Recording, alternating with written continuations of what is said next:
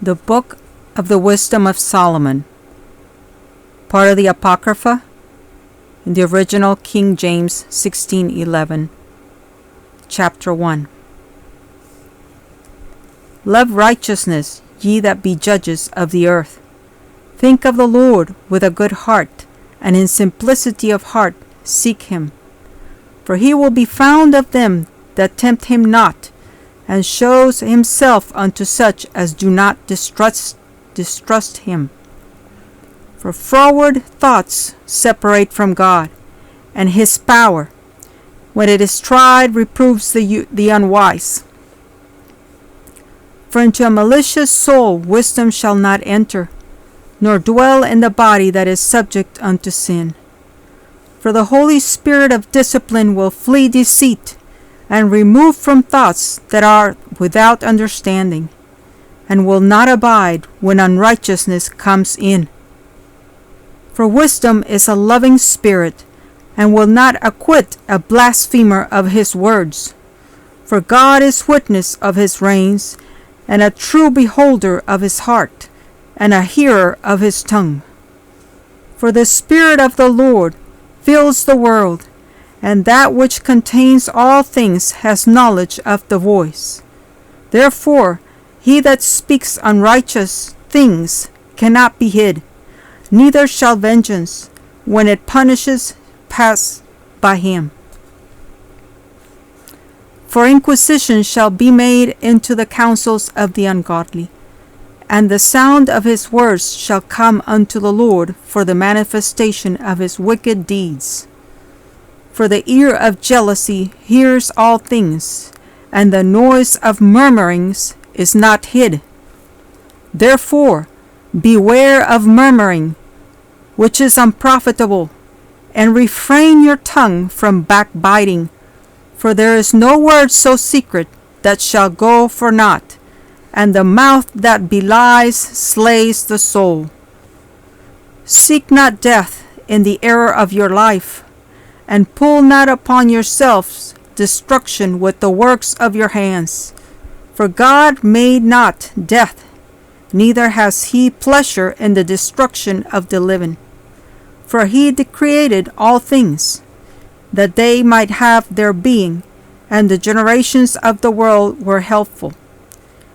And there is no poison of destruction in them, nor the kingdom of death upon the earth.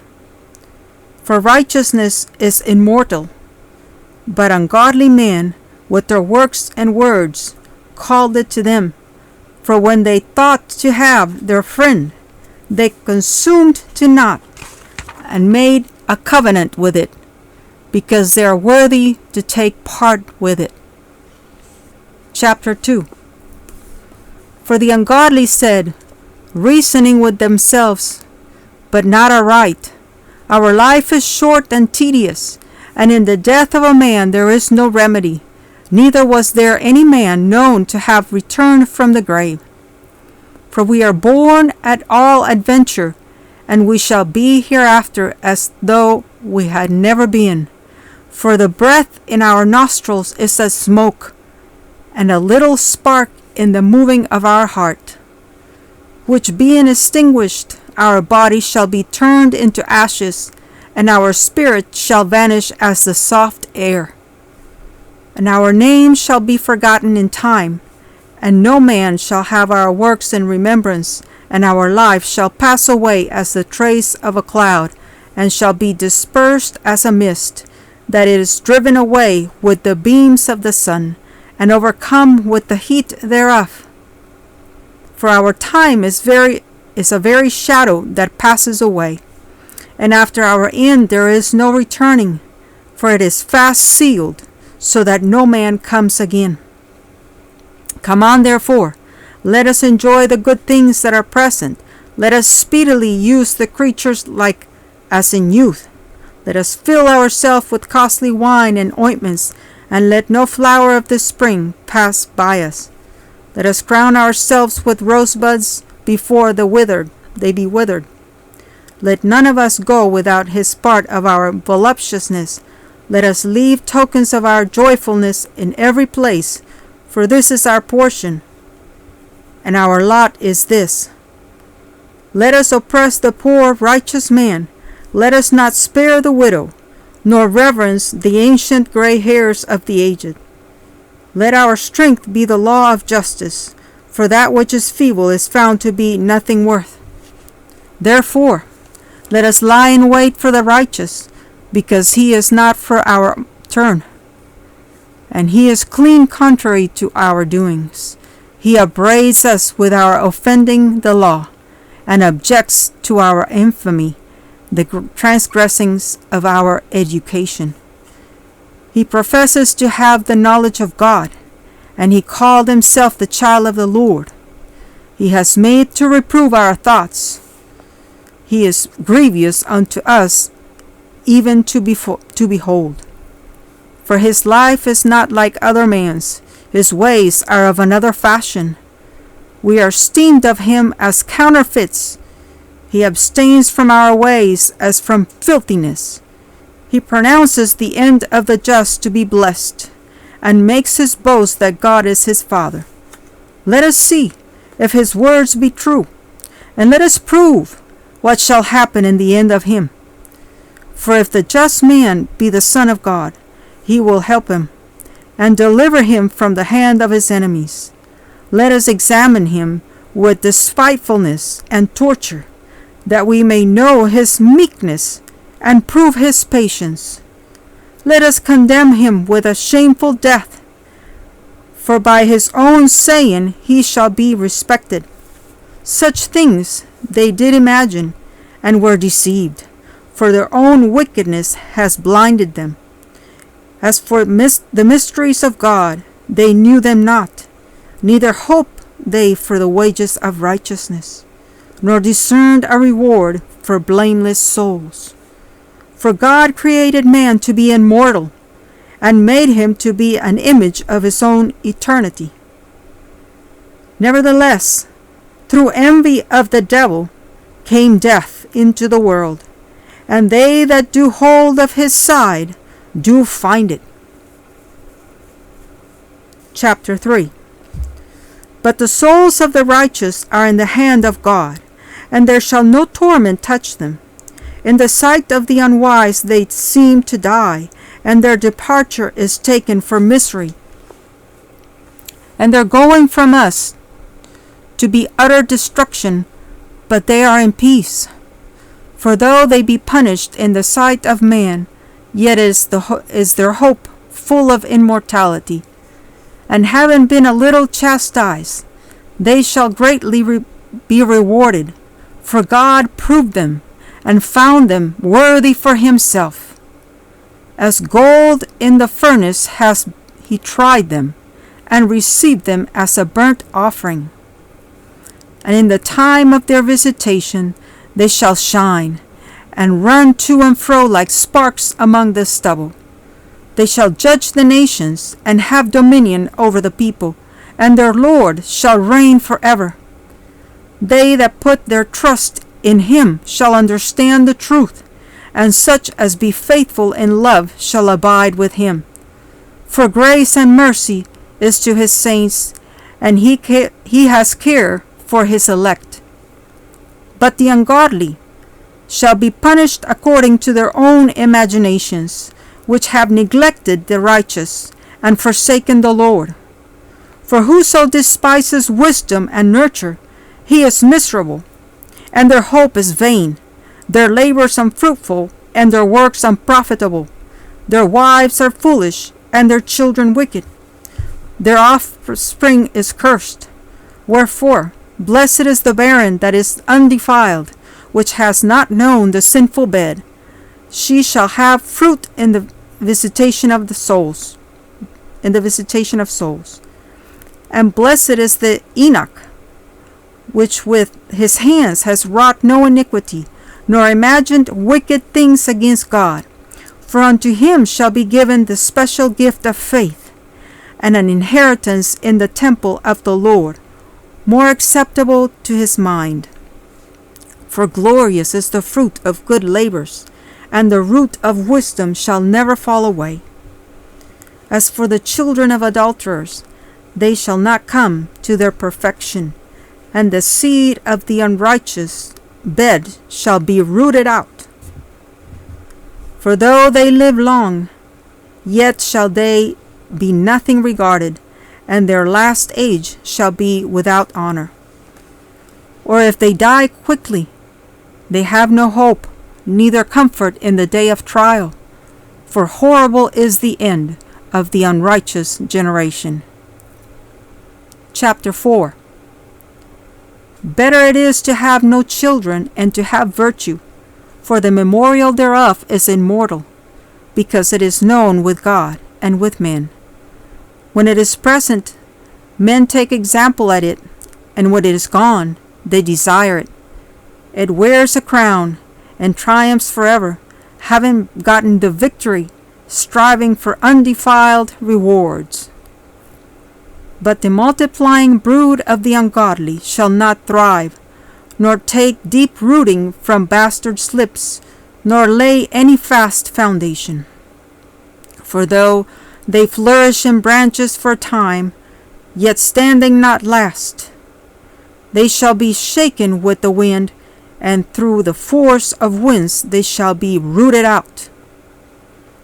The imperfect branches shall be broken off, their fruit unprofitable, not ripe to eat, yes, meat for nothing. For children begotten of unlawful beds are witnesses of wickedness against their parents in their trial. But though the righteous be prevented with death, yet shall he be in rest. For honorable age is not that which stands in length of time, nor that is measured by number of years.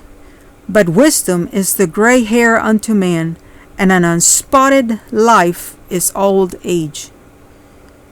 He pleased God, and was beloved of him, so that living among sinners he was translated.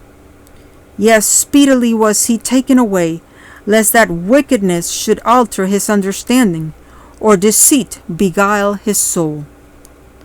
For the bewitching of naughtiness does obscure things that are honest, and the wandering of conspicuousness does undermine the simple mind.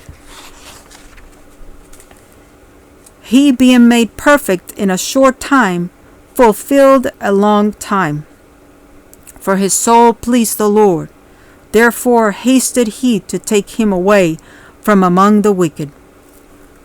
This the people saw, and understood it not, neither laid they up this in their minds, that his grace and mercy is with his saints, and that he has respect unto his chosen. Thus the righteous that is dead shall condemn the ungodly which are living, and youth that is soon perfected the many years and old age of the unrighteous. For they shall see the end of the wise, and shall not understand what God in his counsel has decreed of him, and to what end the Lord has set him in safety. They shall see him and despite him, but God shall laugh them to scorn, and they shall hereafter be a vile carcass, and a reproach among the dead for evermore. For he shall rend them, and cast them down headlong, that they shall be speechless, and he shall shake them from the foundation, and they shall be utterly laid waste, and be in sorrow, and their memorial shall perish. And when they cast up the accounts of their sins, they shall come with fear, and their own iniquities shall convince them to their face. Chapter 5. Then shall the righteous man stand in great boldness before the face of such as have afflicted him, and made no account of his labors. When they see it, they shall be troubled with terrible fear, and shall be amazed at the strangeness of his salvation, so far beyond all that they looked for. And they, repenting and groaning for anguish of spirit, shall say within themselves, This was he, whom we had sometimes in derision, and a proverb of reproach. We fools accounted his life madness, and his end to be without honor? How is he numbered among the children of God, and his lot is among the saints? Therefore have we erred from the way of truth, and the light of righteousness has not shined unto us, and the sun of righteousness rose not upon us. We wearied ourselves in the way of wickedness and destruction. Yes, we have gone through deserts where they lay no way. But as for the way of the Lord, we have not known it. What has pride profited us? Or what good has riches with our bounty brought us? All those things are passed away like a shadow, and as a post that hastens by, and as a ship that passes over the waves of the water, which when it is gone by, the trace thereof cannot be found, neither the pathway of the keel in the waves. Or as when a bird has flown through the air, there is no token of her way to be found, but the light air being beaten with the stroke of her wings, and parted with the violent noise and motion of them, is passed through, and therein afterwards no sign where she went is to be found.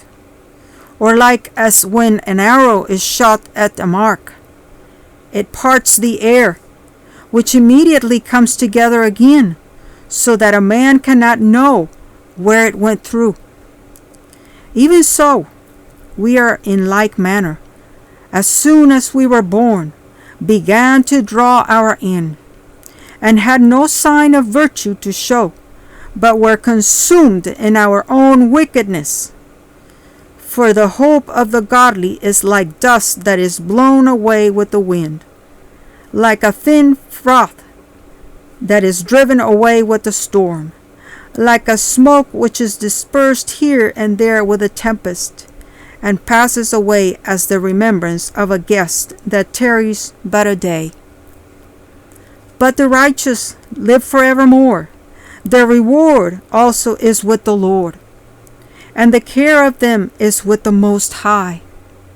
Therefore shall they receive glorious kingdom, and a beautiful crown from the Lord's hand. For with his right hand shall he cover them, and with his arm shall he protect them. He shall take to him his jealousy for complete armor, and make the creature his weapon for the revenge of his enemies. He shall put on righteousness as a breastplate, and true judgment instead of a helmet. He shall take holiness for an invisible shield. His severe wrath shall be he sharpened for a sword, and the world shall fight with him against the unwise. Then shall the right aiming thunderbolts go abroad, and from the clouds, as from a well-drawn bow, shall they fly to the mark. And hailstones full of wrath shall be cast out of a stone bow, and the water of the sea shall rage against them, and the floods shall cruelly drown them. Yes, a mighty wind shall stand up against them, and like a storm shall blow them away. Thus iniquity shall lay waste the whole earth, and ill dealing shall overthrow the thrones of the mighty. Chapter 6. Hear therefore, O ye kings, and understand. Learn, ye that be judges of the ends of the earth. Give ear, ye that rule the people, and glory in the multitude of nations. For power is given you of the Lord, and sovereignty from the highest. Who shall try your works, and search out your counsels?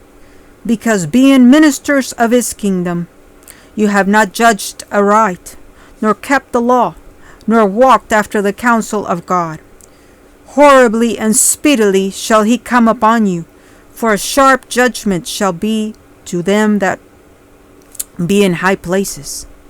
For mercy will soon pardon the meanest, but mighty man shall be mightily tormented. For he which is Lord over all shall fear no man's person, neither shall he stand in awe of any man's greatness. For he has made the small and great, and careth for all alike.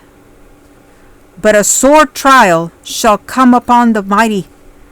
Unto you therefore, O kings, do I speak, that ye may learn wisdom and not fall away.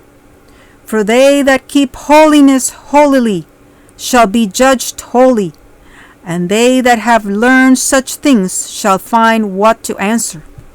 Wherefore, set your affection upon my words, desire them, and ye shall be instructed. Wisdom is glorious, and never fades away. Yes, she is easily seen of them that love her, and found of such as seek her. She prevents them that desires her, in making herself first known unto them. Whoso seeks her early shall have no great travail, for he shall find her sitting at his doors. To think therefore upon her is perfection of wisdom, and whoso watches for her shall quickly be without care. For she goes about seeking such as are worthy of her, shows herself favorably unto them in the ways, and meets them in every thought. For the very true beginning of her is the desire of discipline, and the care of discipline is love. And love is the keeping of her laws, and the giving heed unto her laws is the assurance of incorruption. And incorruption makes us near unto God. Therefore the desire of wisdom brings to a kingdom. If your delight be then in thrones and scepters, O ye kings of the people, honor wisdom, that you may reign forever. As for wisdom, what she is, and how she came up, I will tell you, and will not hide mysteries from you, but will seek her out from the beginning of her nativity, and bring the knowledge of her into light, and will not pass over the truth. Neither will I go with consuming envy, for such a man shall have no fellowship with wisdom. But the multitude of the wise is the welfare of the world, and a wise king is the upholding of the people. Receive therefore instruction through my words, and it shall do you good. Chapter 7. I myself am a mortal man, like to all, and the offspring of him that was first made of the earth. And in my mother's womb was fashioned to be flesh in the time of 10 months, being compacted in blood, of the seed of man, and the pleasure that came with sleep. And when I was born, I drew in the common air, and fell upon the earth, which is of like nature. And the first voice which I uttered was crying, as all others do. I was nursed in swaddling clothes, and that with cares. For there is no king that had any other beginning of birth. For all men have one entrance into life, and the like going out. Wherefore I prayed, and understanding was given me. I called upon God, and the spirit of wisdom came to me. I preferred her before scepters and thrones, and esteemed riches nothing in comparison of her. Neither compared I unto her any precious stone, because all gold in respect of her is as a little sand, and silver shall be counted as clay before her. I loved her above health and beauty, and chose to have her instead of light, for the light that comes from her never goes out. All good things together came to me with her, and innumerable riches in her hands. And I rejoice in them all, because wisdom goes before them, and I knew not that she was the mother of them. I learned diligently, and do communicate her liberally. I do not hide her riches. For she is a treasure unto man that never fails, which they that use become the friends of God, being commended for the gifts that come from learning. God has granted me to speak as I would, and to conceive as is meet for the things that are given me, because it is He that leads unto wisdom and directs the wise. For in His hand are both we and our words, all wisdom also, and knowledge of workmanship. For He has given me certain knowledge of the things that are, namely, to know how the world was made, and the operation of the elements, the beginning, ending, and midst of the times, the alterations of the turning of the sun, and the change of seasons, the circuit of years, and the position of stars, the natures of living creatures, and the furies of wild beasts, the violence of winds, and the reasonings of man, the diversities of plants, and the virtues of roots. And all such things are either secret or manifest, them I know. For wisdom, which is the worker of all things, taught me, for in her is an understanding spirit, holy, one only, manifold, subtle, lively, clear, undefiled, plain, not subject to hurt, loving the thing that is good, quick, which cannot be letted, ready to do good, kind to man, steadfast, sure, free from care, having all power, overseeing all things, and going through all understanding, pure and most subtle spirits. For wisdom is more moving than any motion. She passes and goes through all things by reason of her pureness. For she is the breath of the power of God, and a pure influence flowing from the glory of the Almighty. Therefore can no defiled thing fall into her, for she is the brightness of the everlasting light, the unspotted mirror of the power of God, and the image of His goodness.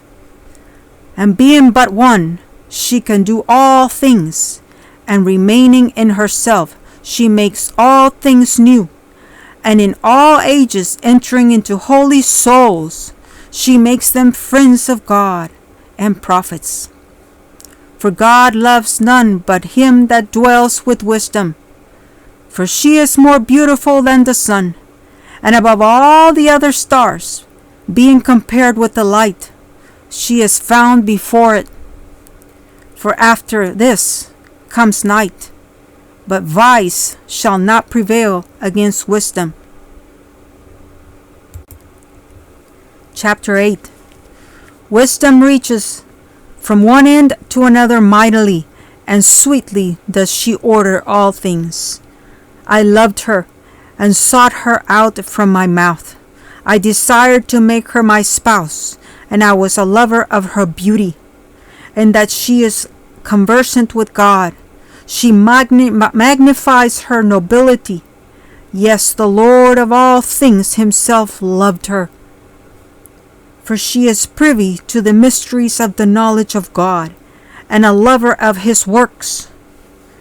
If riches be a possession to be desired in this life, what is richer than wisdom that works all things? And if prudence work, who of all that are is a more cunning workman than she? And if a man love righteousness, her labors are virtues, for she teaches temperance and prudence, justice and fortitude, which are such things as can have nothing more profitable in their life. If a man desire much experience, she knows things of old, and conjectured aright what is to come. She knows the subtleties of speeches, and can expound dark sentences. She foresees signs and wonders, and the events of seasons and times. Therefore, I purpose to take her to me to live with me, knowing that she would be a counselor of good things, and a comfort in cares and grief. For her sake I shall have estimation among the multitude, and honor with the elders, though I be young. I shall be found of a quick conceit in judgment, and shall be admired in the sight of great men. When I hold my tongue, they shall bide my leisure, and when I speak, they shall give good ear unto me. If I talk much, they shall lay their hands upon their mouth. Moreover, by the means of her I shall obtain immortality, and leave behind me an everlasting memorial to them that come after me. I shall set the people in order, and the nations shall be subject unto me. Horrible tyrants shall be afraid, when they do but hear of me. I shall be found good among the multitude, and valiant in war. After I am come into my house, I will repose myself with her, for her conversation has no bitterness, and to live with her has no sorrow, but myrrh and joy. Now when I considered these things in myself, and pondered them in my heart, how that to be allied unto wisdom is immortality, and great pleasure is to have her friendship, and in the works of her hands are infinite riches, and in the exercise of conference with her, prudence, and in talking with her a good report. I went about seeking how to take her to me, for I was a witty child, and had a good spirit. Yes, rather being good, I came into a body undefiled. Nevertheless, when I perceived that I could not otherwise obtain her, except God gave her to me, and that was a point of wisdom also to know whose gift she was, I prayed unto the Lord, and besought him, and with my whole heart I said. Chapter 9. O God of my fathers, and Lord of mercy, who hast made all things with thy word, and ordained man through thy wisdom, that he should have dominion over the creatures which thou hast made, and order the world according to equity and righteousness, and execute judgment with an upright heart. Give me wisdom that sits by thy throne, and reject me not from among thy children. For I, thy servant and son of thine handmaid, am a feeble person, and of short time, and too young for the understanding of judgment and laws. For though a man be never so perfect among the children of man, yet if thy wisdom be not with him, he shall be nothing regarded. Thou hast chosen me to be a king of thy people, and a judge of thy sons and daughters. Thou hast commanded me to build a temple upon thy holy mount, and an altar in the city wherein thou dwellest, a resemblance of the holy tabernacle, which thou hast prepared from the beginning. And wisdom was with thee, which knows thy works, and was present with thou when thou madest the world, and knew what was acceptable in thy sight, and right in thy commandments. O send her out of thy holy heavens, and from the throne of thy glory, that being present she may labor with me, that I may know what is pleasing unto thee. For she knows and understands all things, and she shall lead me soberly in my doings, and preserve me in her power. So shall my works be acceptable, and then shall I judge the people righteously, and be worthy to sit in my Father's seat. For what man is he that can know the counsel of God? Or who can think what the will of the Lord is? For the thoughts of mortal men are miserable, and our devices are but uncertain. For the corruptible body presses down the soul, and the earthly tabernacle weighs down the mind that muses upon many things. And hardly do we guess aright at things that are upon earth, and with labor do we find the things that are before us. But the things that are in heaven, who has searched out? And thy counsel, who has known, except thou give wisdom, and send thy Holy Spirit from above? For so the ways of them that lived on the earth were reformed, and men were taught the things that are pleasing unto thee, and were saved through wisdom. Chapter 10. She preserved the first formed father of the world that was created alone, and brought him out of his fall, and gave him power to rule all things. But when the unrighteousness went away from her in his anger, he perished also in the fury wherewith he murdered his brother. For whose cause the earth, being drowned with the flood, wisdom again preserved it, and directed the course of the righteous in a piece of wood of small value. Moreover, the nations in their wicked conspiracy being confounded, she found out the righteous, and preserved him blameless unto God, and kept him strong against his tender compassion toward his son.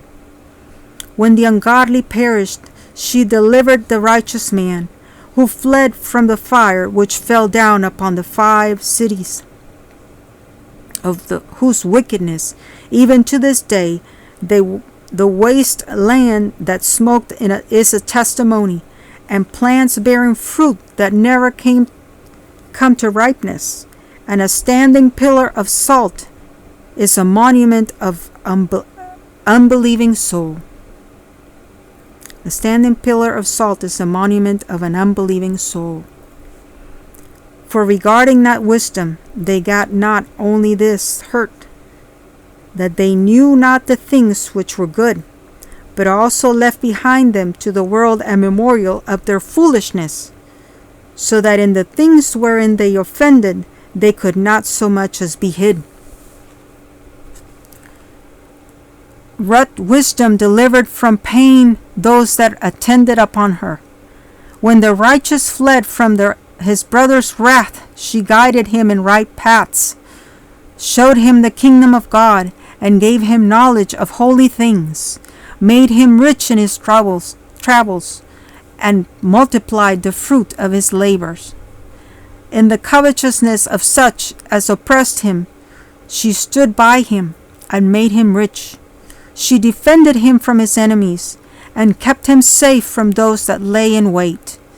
And in a sore conflict she gave him the victory, that he might know that goodness is stronger than all.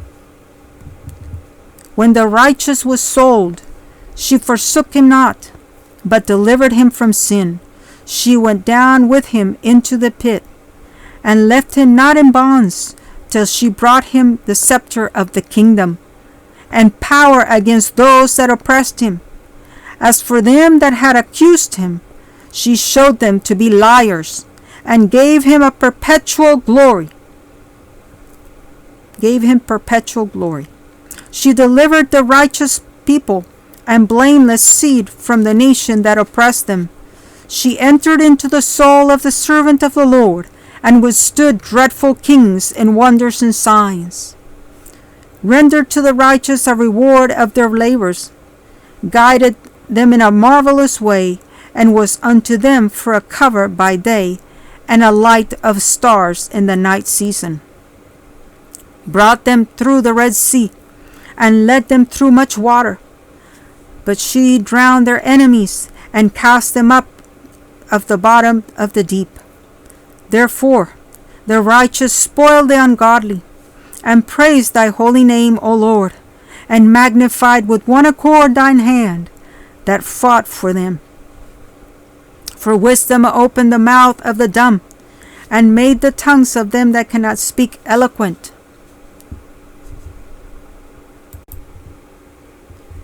Chapter 11. She prospered their works in the hand of the holy prophet. They went through the wilderness that was not inhabited, and pitched tents in places where there lay no way. They stood against their enemies, and were avenged of their adversaries. When they were thirsty, they called upon thee, and water was given them out of the flinty rock, and their thirst was quenched out of the hard stone. For by what things their enemies were punished, by the same they in their need were benefited. For instead of a perpetual running river, troubled with foul blood, for a manifest reproof of that commandment, whereby the infants were slain, thou gavest unto them abundance of water by a means which they hoped not for. Declaring by that thirst then, how thou hadst punished their adversaries. For when they were tried, albeit but in mercy chastised, they knew how the ungodly were judged in wrath and tormented, thirsting in another manner than the just. For these thou admonished and try as a father, but the other as a severe king. Thou didst condemn and punish.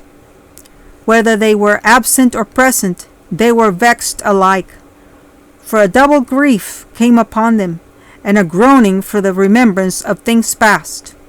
For when they heard by their own punishments the others to be benefited, they had some feelings of the Lord.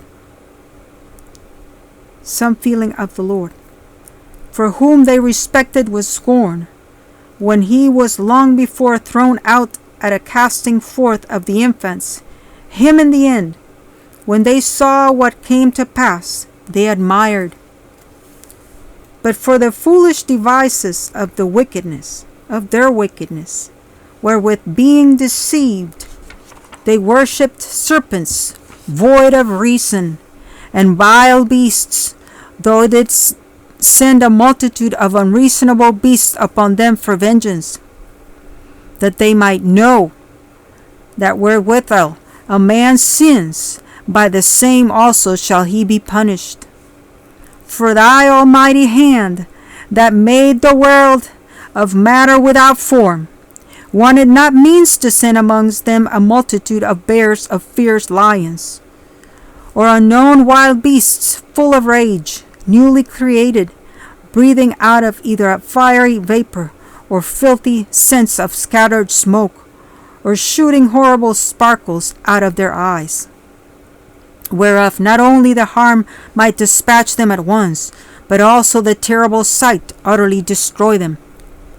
Yes, and without these might they have fallen down with one blast, being persecuted of vengeance, and scattered abroad through the breath of thy power. But thou hast ordered all things in measure, and number, and weight. For thou canst show thy great strength at all times when thou wilt, and who may withstand the power of your arm? For the whole world before thee is as a little grain of the balance, yes, as a drop of the morning dew that falls down upon the earth. But thou hast mercy upon all, for thou can do all things, and winks at their sins of men, because they should amend. For thou lovest all the things that are, and abhors nothing which thou hast made. For never wouldest thou have made anything if thou hadst hated it. And how could anything have endured if it had not been thy will, or been preserved if not called by thee? But thou sparest all, for they are thine, O Lord, thou lover of souls. Chapter 12. For thine incorruptible spirit is in all things. Therefore chastenest thou them by little, and by little that offend, and warns them that by putting them in remembrance wherein they have offended, that leaving their wickedness they might believe on thee, O Lord. For For it was thy will to destroy by the hands of our fathers both those old inhabitants of thy holy land, whom thou hatest for doing most odious works of witchcrafts and wicked sacrifices, and also those merciless murderers of the children, and devourers of men's flesh, and the feasts of blood, with their priests out of the midst of their idolatrous crew, and their parents, and the parents that killed with their own hands souls destitute of help, that the land which thou esteemest above all other might receive a worthy colony of God's children.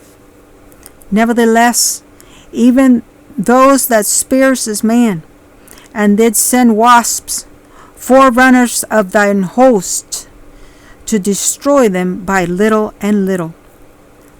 Not that thou wast unable to bring the ungodly under the hand of the righteous in battle, or to destroy them at once with cruel beasts, or with one rough word, but executing thy judgments upon them by little and little, thou gavest them place of repentance, not being ignorant that they were a naughty generation, and that their malice was bred in them, and that their cogitation would never be changed. For it was a cursed seed from the beginning, neither did thou, for fear of any man, give them pardon for those things wherein they sinned. For who shall say, What hast thou done? Or who shall withstand your judgment? Or who shall accuse thee of the nations that perish, whom thou made? Or who shall come to stand against you, to be revenged for the unrighteous man? For neither is there any God but thou, that cares for all, to whom thou mightest show that thy judgments is not unright. Neither shall king or tyrant be able to set his face against you for any whom thou hast punished. For so much then as thou art righteous thyself, thou orderest all things righteously, thinking it not agreeable with thy power to condemn him that has not deserved to be punished. For thy power is the beginning of righteousness, and because thou art the Lord of all, it makes thee to be gracious unto all. For when men will not believe that thou art a full power, thou showest thy strength, and among them that know it, thou makest their boldness manifest. But thou, mastering thy power, judgest with iniquity, and orders us with great favor, for thou mayest use power when thou wilt. But by such works hast thou taught thy people, that the just man should be merciful, and hast made thy children to be of a good hope, that thou givest repentance for sins. For if thou did punish the enemies of thy children, and the condemned to death, with such deliberation, giving them time and place, whereby they might be delivered from their malice, with how great circumspection that thou judge thine own sons, unto whose fathers thou hast sworn and made covenants of good promises. Therefore, whereas thou dost chasten us, thou scourgest our enemies 1,000 times more, to the intent that when we judge, we should carefully think of thy goodness, and when we ourselves are judged, we should look for mercy. Wherefore, whereas men have lived dissolutely and unrighteously, thou hast tormented them with their own abominations. For they went astray very far in the ways of error, and held them for gods, which even among the beasts of their enemies were despised, being deceived as children of no understanding. Therefore unto them As to children without the use of reason, thou didst send a judgment to mock them. But they that would not be reformed by that correction wherein he dallied with them shall feel a judgment worthy of God. For look, for what things they grudged when they were punished, that is, for them who they thought to be gods, now being punished in them. When they saw it, they acknowledged him to be the true God, whom before they denied to know, and therefore came extreme damnation upon them. Chapter 13. Surely vain are all men by nature, who are ignorant of God, and could not out of the good things that are seen known him that is, neither by considering the works that they acknowledge the workmaster, but deemed either fire or wind, or the swift air, or the circle of the stars, or the violent water, or the lights of heaven to be gods which govern the world. With whose beauty, if they being delighted look them to be gods, let them know how much better the Lord of them is, for the first author of beauty has created them. But if they were astonished at their power and virtue, let them understand by them how much mightier he is that made them. For by the greatness and beauty of the creatures proportionally the maker of them is seen. But yet for this they are the less to be blamed, for they peradventure error, seeking God and desires to find him. For being conversant in his works, they search him diligently and believe their sight, because the things are beautiful that are seen. Howbeit neither are they to be pardoned.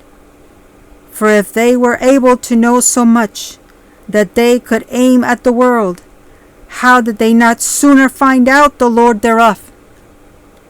But miserable are they, and in dead things is their hope, who call them gods, which are the works of men's hands, gold and silver, to show art in, and resemblances of beasts of a stone good, for nothing, the work of an ancient hand.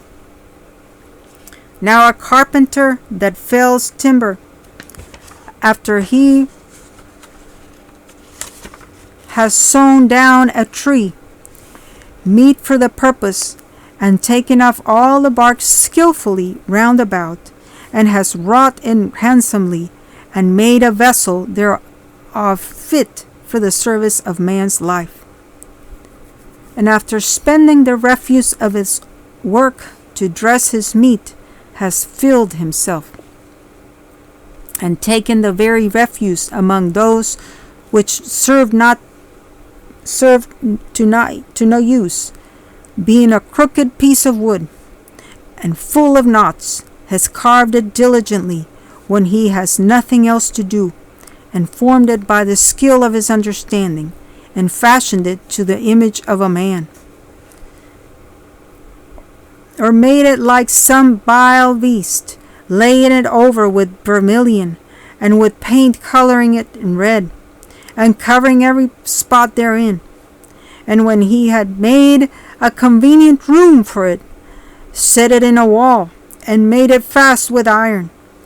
For he provided for it that it might not fall, knowing that it was unable to help itself, for it is an image, and has need of help. Then makes he prayer for his goods, for his wife and children, and is not ashamed to speak to that which has no life. For health he called upon that which is weak. For life prayed to that which is dead. For aid humbly beseeched that which has least means to help. And for a good journey he asked of that which cannot sit a foot forward. And for gaining and getting, and for good success of his hands asks ability to do of him that is most unable to do anything. Chapter 14. Again, one preparing himself to sail and about to pass through the raging waves, called upon a piece of wood more rotten than the vessel that carried him. For verily desire of gain devised that, and the workman built it by his skill. But thy providence, O Father, governs it, for thou hast made a way in the sea and a safe path in the waves, showing that thou canst save from all danger, yes, though a man went to sea without art. Nevertheless, thou wouldest not that the works of thy wisdom should be idle, and therefore do men commit their lives to a small piece of wood, and passing the rough sea in a weak vessel are saved. For in the old time also, when the proud giants perished, the hope of the world governed by thy hand escaped in a weak vessel, and left to all ages a seed of generation.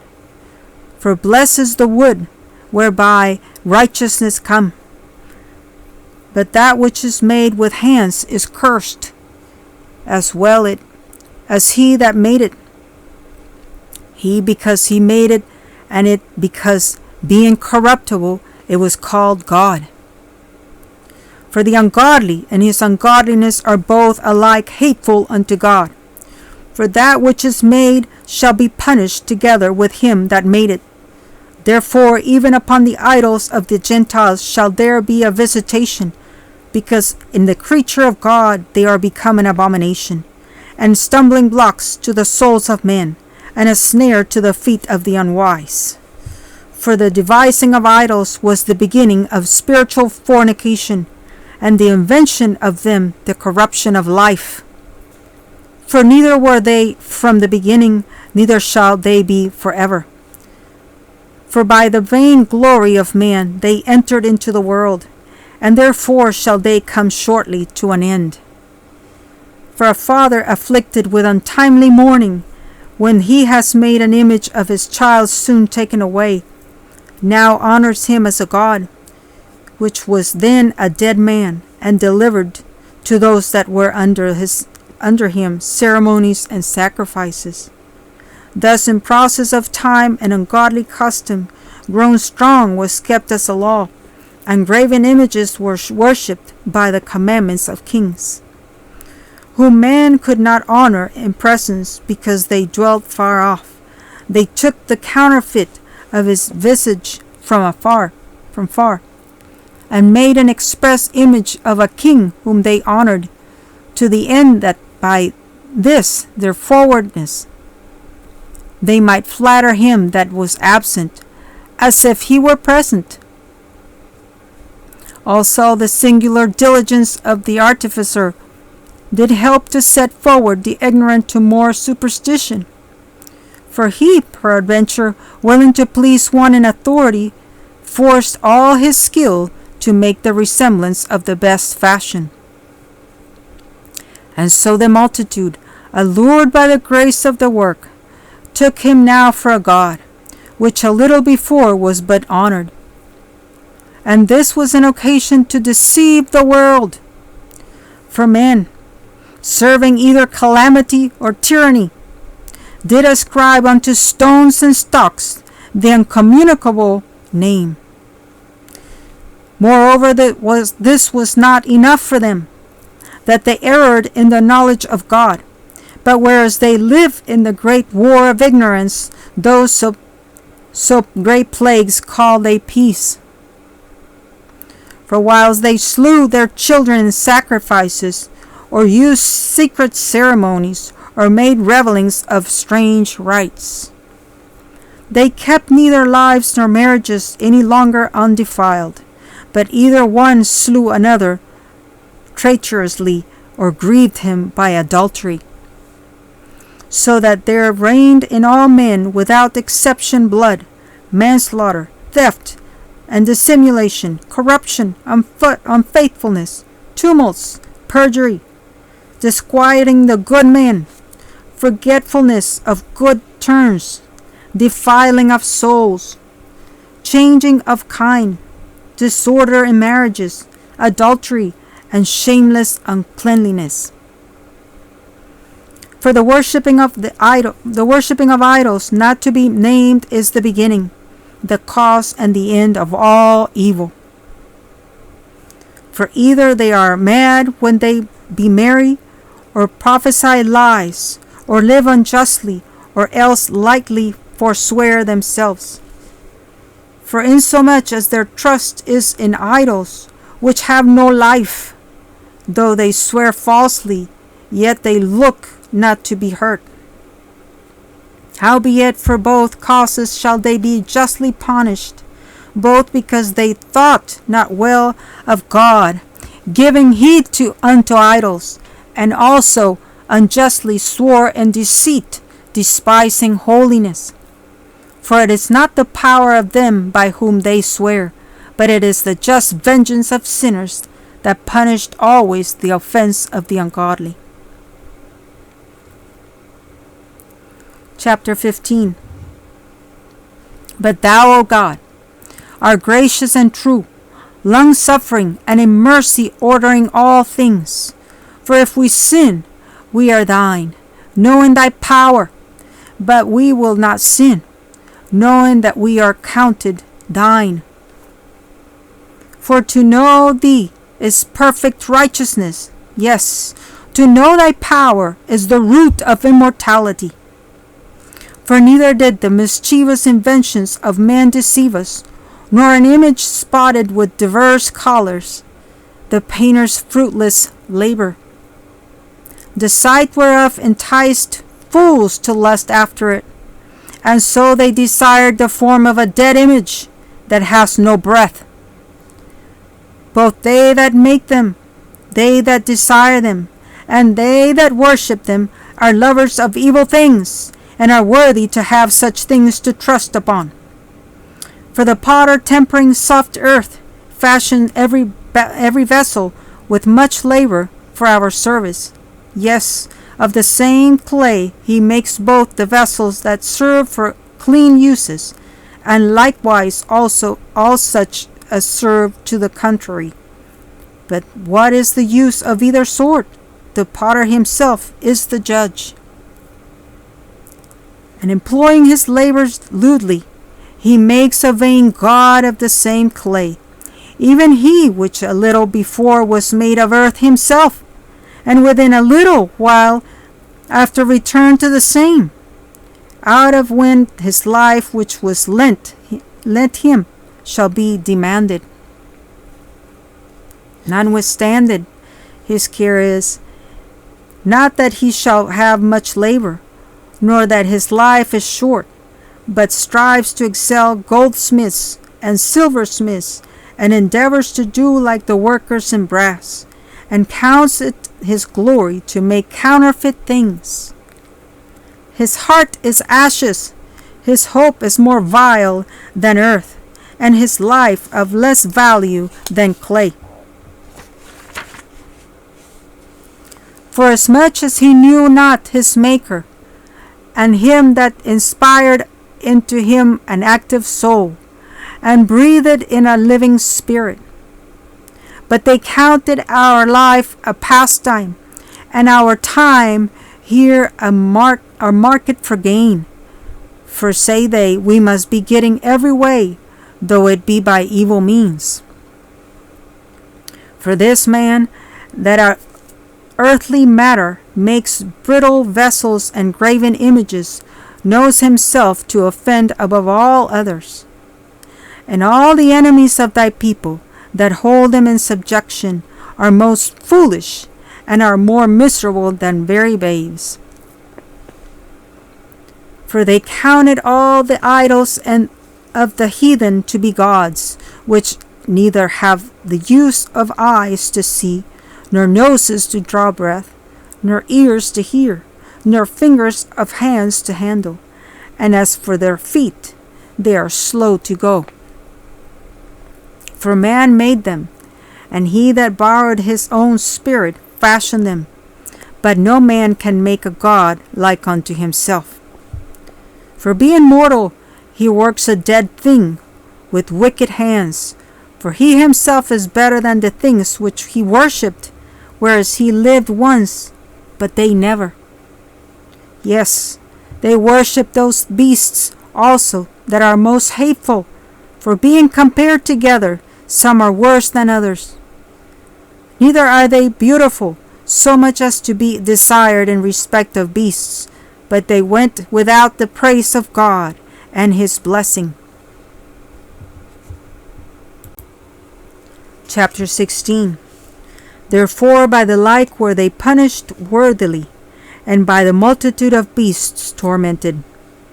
Instead of which punishment, dealing graciously with thine own people, thou preparest for them meat of a strange taste, even quails to stir up their appetite, to the end that they, desiring food, might for the ugly sight of the beasts sent among them loathe even that which they must needs desire. But these, suffering penury for a short space, might be made partakers of a strange taste. For it was requisite that upon them exercising tyranny should come penury, which they could not avoid, but to these it should only be showed how their enemies were tormented. For when the horrible fierceness of beasts came upon these, and they perished with the stings of crooked serpents, thy wrath endured not forever. But they were troubled for a small season, that they might be admonished, having a sign of salvation, to put them in remembrance of the commandment of thy law. For he that turns himself toward it was not saved by the thing that he saw, but by thee, that are the Saviour of all. And in this thou madest thine enemies confess, that it is thou who deliverest from all evil. For them that bitings of grasshoppers and flies killed, neither was there found any remedy for their life, for they were worthy to be punished by such. But thy sons, not the very teeth of venomous dragons overcame, for thy mercy was ever by them, and healed them. For they were prickled, that they should remember thy words, and were quickly saved, that not falling into deep forgetfulness, they might be continually mindful of thy goodness. For it was neither herb nor mollifying plaster that restored them to health, but thy word, O Lord, which heals all things. For thou hast power of life and death. Thou hast power of life and death. Thou leads to the gates of hell and brings up again. A man indeed killed through his malice, and the spirit, when it is gone forth, returns not, neither the soul received up come again. But it is not possible to escape thy hand. For the ungodly that denied to know you were scourged by the strength of your arm. With strange rains, hails, and showers were they persecuted, that they could not avoid, and through fire were they consumed. For which is most to be wondered at, the fire had more force in the water, that quenched all things, for the world fighteth for the righteous.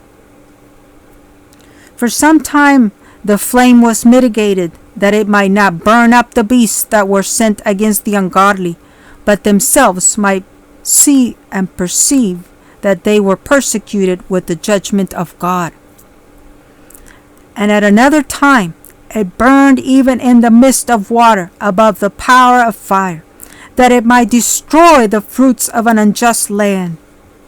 Instead whereof thou feddest thine own people with angels' food, and did send them from heaven bread prepared without their labor, able to content every man's delight, and agreeing to every taste. For thy sustenance declare thy sweetness unto your children, and serve unto the appetite of the eater, tempered itself to every man's liking. But snow and ice endured the fire, and melted not, that they might not know that fire burning in the hell, and sparkling in the rain, did destroy the fruits of their enemies, of the enemies. But this again did even forget his own strength, that the righteous might be nourished. For the creature that serves thee, who are the Maker, increase his strength against the unrighteous for their punishment, and abase his strength for the benefit of such as put their trust in you. Therefore even then was it altered into all fashions, and was obedient to thy grace, that nourishes all things according to the desire of them that has need. That thy children, O Lord, whom thou lovest, might know that it is not the growing of fruits that nourishes man, but that it is thy word which preserves them that put their trust in you. For that which was not destroyed of the fire, being warmed with a little sunbeam, soon melted away, that it might be known that we must prevent the sun to give thee thanks, and at the dayspring pray unto thee. For the hope of the unthankful shall melt away as the winter's hoar frost, and shall run away as unprofitable water. Chapter 17. For great are thy judgments, and cannot be expressed. Therefore unnurtured souls have erred. For when unrighteous men thought to oppress the holy nation, they being shut up in their houses, the prisoners of darkness, and fettered with the bonds of a long night, lay there exiled from the eternal providence. For while they supposed to lie hid in their secret sins, they were scattered under a dark veil of forgetfulness, being horribly astonished and troubled with strange apparitions. For neither might the corner that held them keep them from fear, but noises as of waters falling down sounded about them, and sad visions appeared unto them with heavy countenances. No power of the fire might give them light, neither could the bright flames of the stars endure to light in that horrible night. Only there appeared unto them a fire kindled of itself, very dreadful, for being much terrified, they thought the things which they saw to be worse than the sight they saw not. As for the illusions of art magic, they were put down, and their vaunting in wisdom was reproved with disgrace. For they that promised to drive away terrors and troubles from a sick soul were sick themselves of fear, worthy to be laughed at. For though no terrible thing did fear them, yet being scared with beasts that passed by, and hissing of serpents, they died for fear, denying that they saw the air, which could of no side be avoided. For wickedness, condemned by her own witness, is very timorous, and being pressed with conscience always forecasts grievous things. For fear is nothing else but a betraying of the succours which reason offers, and the expectation from within being less, counts the ignorance more than the cause which brings the torment. But they sleep in the same sleep that night, which was indeed intolerable, and which came upon them out of the bottoms of inevitable hell, were partly vexed with monstrous apparitions, and partly fainted, their heart failing them, for a sudden fear, and not looked for, came upon them. So then whosoever there fell down was straitly kept, shut up in a prison without iron bars. For whether he were husbandman, or shepherd, or a laborer in the field, he was overtaken, and endured that necessity which could not be avoided, for they were all bound with one chain of darkness. Whether it were a whistling wind, or a melodious noise of birds among the spreading branches, or a pleasing fall of water running violently, or a terrible sound of stones cast down, or a running that could not be seen of skipping beasts, or a roaring voice of most savage wild beasts, or a rebounding echo from the hollow mountains, these things made them to swoon for fear. For the whole world shined with clear light, and none were hindered in their labor. Over them only was spread a heavy night, an image of that darkness which should afterward receive them. But yet were they unto themselves more grievous than the darkness. Chapter 18. Nevertheless thy saints had a very great light, whose voice they hearing, and not seeing their shape, because they also had not suffered the same things, they counted them happy. But for that they did not hurt them now, of whom they had been wronged before, they thanked them, and besought them pardon for that they had been enemies. Instead whereof thou gavest them a burning pillar of fire, both to be a guide of the unknown journey, and a harmless sun to entertain them honorably. For they were worthy to be deprived of light, and imprisoned in darkness, who had kept thy sons shut up, but whom the uncorrupt light of the law was to be given unto the world. And when they had determined to slay the babes of the saints, one child being cast forth and saved, to reprove them, thou tookest away the multitude of their children, and destroyed them altogether in a mighty water.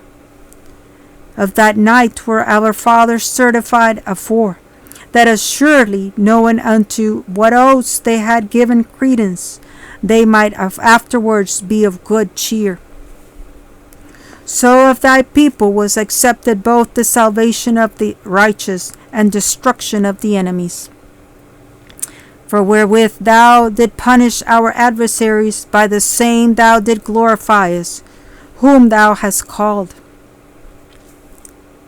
For the righteous children of the good man did sacrifice secretly, and with one consent made a holy law, that the saints should be like partakers of the same good and evil, the fathers now singing out the songs of praise. But on the other side there sounded an ill-according cry of the enemies, and a lamentable noise was carried abroad for children that were bewailed. The master and the servant were punished after one manner, and like as the king, so suffered the common person. So they all together had innumerable dead with one kind of death, neither were the living sufficient to bury them. For in one moment the noblest offspring of them was destroyed. For whereas they would not believe anything by reason of the enchantments upon the destruction of the firstborn, they acknowledged this people to be the sons of God.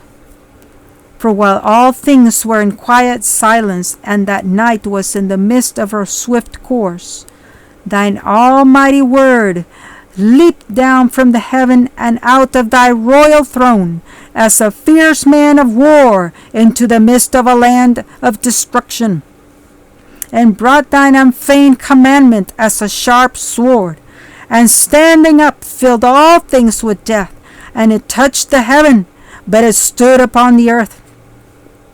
Then suddenly visions of horrible dreams troubled them sore, and terrors came upon them unlooked for. And one thrown here, and another there, half dead, showed the cause of his death. For the dreams that troubled them did foreshow this, lest they should perish and not know why they were afflicted. Yes, the tasting of death touched the righteous also, and there was a destruction of the multitude in the wilderness, but the wrath endured not long. For then the blameless man made haste, and stood forth to defend them, and bring in the shield of the proper ministry, even prayer, and the propitiation of incense, set himself against the wrath, and so brought the calamity to an end, declaring that he was thy servant. So he overcame the destroyer, not with strength of body, nor force of arms, but with a word subdued him that punished, alleging the oaths of covenants made with the fathers. For when the dead were now fallen down by heaps one upon another, standing between, he stayed the wrath and parted the way to the living. For in the long garment was the whole world, and in the 4 rows of the stones was the glory of the fathers graven, and thy majesty upon them, upon the diadem of his dead. Unto these the destroyer gave place, and was afraid of them, for it was enough that they only tasted of the wrath. Chapter 19. As for the ungodly, wrath came upon them without mercy, unto the end, for he knew before what they would do, how that having given them leave to depart, and sent them hastily away, they would repent and pursue them. For while they were yet mourning and making lamentations at the graves of the dead, they added another foolish device, and pursued them as fugitives whom they had entreated to be gone.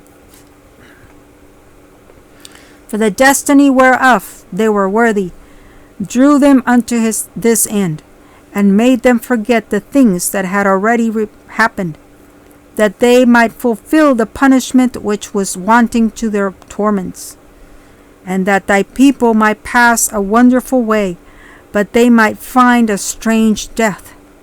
For the whole creature in his proper kind was fashioned again anew, serving the peculiar commandments that were given unto them, that thy children might be kept without hurt. As namely a cloud shadowing the camp, and where water stood before, dry land appeared, and out of the Red Sea a way without impediment, and out of the violent stream a green field, wherethrough all the people went that were defended with thy hand, seeing thy marvelous strange wonders. For they went at large like horses, and leaped like lambs, praising thee, O Lord, who has delivered them. For they were yet mindful of the things that were done while they sojourned in the strange land, how the ground brought forth flies instead of cattle, and how the river cast up a multitude of frogs instead of fishes. But afterwards they saw a new generation of fowls, when being led with their appetite they asked delicate meats. For quails came up unto them from the sea for their contentment, and punishments came upon the sinners not without former signs by the force of thunders.